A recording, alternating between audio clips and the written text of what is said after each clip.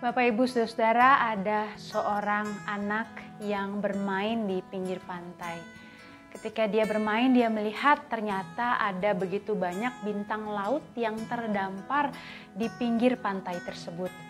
Maka dia kemudian sibuk melemparkan satu persatu bintang laut itu kembali ke lautan. Seorang laki-laki dewasa yang melihat anak itu bertanya, "Hai nak, apa yang kamu lakukan?" Anak kecil itu menjawab, "Aku sedang berusaha mengembalikan bintang laut ini ke dalam laut. Karena kalau mereka terus-menerus ada di bibir pantai ini, mereka akan mati karena kepanasan." Laki-laki dewasa itu kemudian tertawa.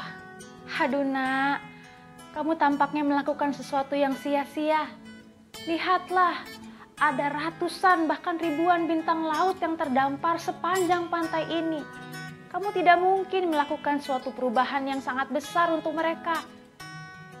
Si anak tadi terdiam, lalu sambil memandang bintang laut kecil yang ada di tangannya, dia berkata, "Ya, mungkin aku tidak bisa menyelamatkan mereka semua, tetapi setidaknya aku bisa berbuat sesuatu untuk yang satu ini." Dia lalu melemparkan bintang laut itu kembali ke pantai dan tersenyum. Bapak, Ibu, Saudara-saudara, bukankah kita seringkali berpikir dan bersikap seperti laki-laki dewasa dalam kisah tadi? Kalau kita tidak bisa menyelesaikan semuanya, lebih baik tidak usah berbuat apa-apa. Sebaliknya, si anak kecil justru berpikir, apa yang bisa saya lakukan, akan saya lakukan, betapapun kecilnya. Dalam Lukas pasal 16 ayat 10 dikatakan, "Barang siapa setia dalam perkara-perkara kecil, ia setia juga dalam perkara-perkara besar. Dan barang siapa tidak benar dalam perkara-perkara kecil, ia tidak benar juga dalam perkara-perkara besar." Kita seringkali merasa frustrasi karena tidak bisa melakukan suatu perubahan yang besar. Tetapi Bapak, Ibu, Saudara, perubahan yang besar itu adalah perubahan yang diawali dari hal-hal kecil. Kalau kita mau membereskan rumah kita misalnya, maka itu dimulai dari langkah demi langkah merapikan segala sesuatu, mengembalikan barang ke tempatnya, lalu menyapu rumah. Semua dimulai dari rangkaian hal-hal kecil yang pada akhirnya membuat hasil yang lebih besar. Bapak, Ibu, Saudara, demikian juga sebetulnya dengan kehidupan kita. Ketika kita memimpikan dunia yang lebih baik, masyarakat yang lebih baik, gereja dan keluarga yang lebih baik, mari kita mulai dari hal-hal yang lebih sederhana. Saya pernah membaca ungkapan yang sangat menarik, Bapak, Ibu, Saudara. Orang yang sering meremehkan hal kecil mungkin tidak pernah tidur bersama dengan satu nyamuk yang berkeliaran di kamarnya.